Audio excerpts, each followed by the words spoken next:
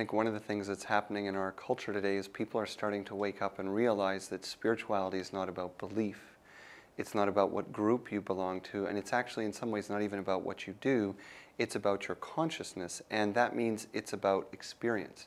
So spirituality comes from the inside out, not from the outside in.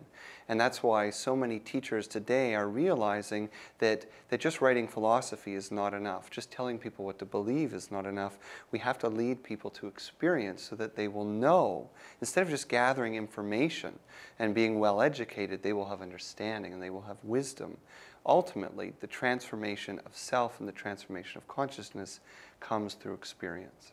But see, that's the way the Western mind works. It's looking for the box to explain, where did you get the information? Who did you get the information from? And the honest answer that I rarely give, and probably, well, I think I'm about to give you right now, is that it doesn't come from a school, it doesn't come from a degree or a book, it comes from within. And it's that access to universal consciousness, it's access to the spirit and intelligence of God that's within us that truly informs our spiritual awakening. So my spiritual awakening really began for me as a child, and I think it begins that way for most of us. So the challenge for most people is that they start to experience spirituality as children. In fact, they are born experiencing spirituality as children, and then it starts to get taught out of them. So parents say things like, oh, you didn't see any fairies, and there's no way that you knew Grandma was going to call before she called, or, oh, that's not something that we talk about in this family. And slowly we start to pick up cues from our society to say that a spiritual consciousness is not necessarily acceptable or it's not necessarily normal. Now, for me, I felt like I didn't really have a lot of choice because my spiritual experiences continued to force themselves, you might say, upon me. So when I was out in nature, it was a kind of experience of connecting to something more than just what I was seeing, but there was sort of like a luminous quality to the land itself. It was as if there were a kind of light within things that I was not only seeing, but feeling emotionally and actually relating to intellectually as well.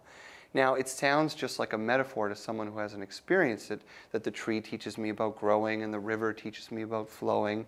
But when you have actually had that direct encounter, energetically, emotionally, that's a lesson you never, ever forget. And even to discuss the presence of God, which was something that persisted for me, you know, it's not something someone even needs to be prepared for or have studied for. When it's real, it has its own kind of integrity, its own kind of quality. When I started to experience what I call God, I didn't even know I was supposed to call it God. I just knew that it was something. I knew that there was a presence, an energy, an intelligence bigger than me that was somehow a part of me, communicating to me, and it was all around me. Now, of course, the funny thing for me was that I thought I was the only one having this experience. Because being 10, 11, 12 years of age, you know, my friends aren't talking about this kind of stuff, and it's certainly not what you see on television. And then one day when I was about 13 years old, I went into a bookstore, and I kind of wandered off away from my parents, and there was a spirituality section, and I remember fingering through, and I found a book called the Upanishads, and it's an ancient Vedic text from India. Very different than my own Jewish upbringing, and I started to flip through it. And I started to read what these ancient mystics and masters said on those pages, and they talked about the Spirit of God in all things.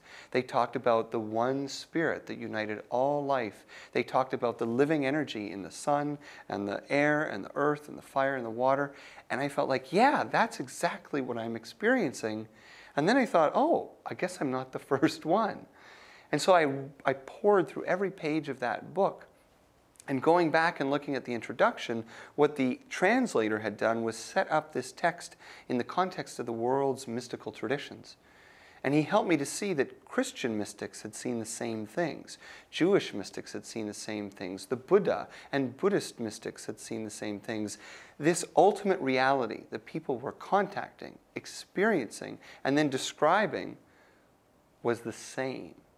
And that carried a kind of power that not only validated me, but then compelled me to want to explore all the different ways that people explain it, all the different ways people come to it. And the extraordinary thing is there are as many ways to come to it as there are people, and I think we need to honor that, because each one needs their own doorway, their own pathway.